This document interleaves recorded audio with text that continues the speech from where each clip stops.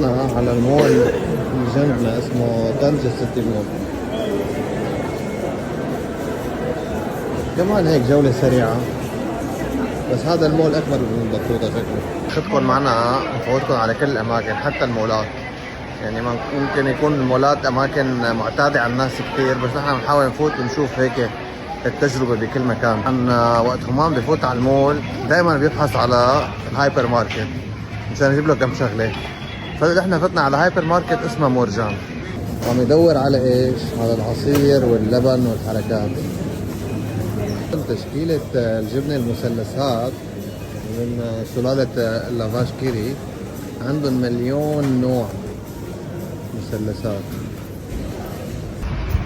وطلعنا من المول، اخذنا من مورجان مي وعصير وسردين. كنا عم ندور على سردين اسمه ميلو، هذا السردين مغربي كثير جيد. فجأة ما عاد لقينا منه، يعني موجود كان بكل مكان بالعالم. بعدين لقينا مكان عنده منه. وين؟ الدرة يمكن ولا شو اسمه هذا الثاني؟ ايه مو الدرة، لا والله ما متذكر. المهم حتى هون بالمغرب ببلده ما في، مفقود. بس هذا كثير ظريف يعني، اول ميلو يعني معودين عليه ونحن وصغار يعني. شو جبت؟ جبنا نوع ثاني. جبنا نوع ثاني نجربه حتى نجربه. هلا رايحين على مطعم بحري اسمه النجمة، فتمشاية من المول يعني تقريبا شي 850 متر.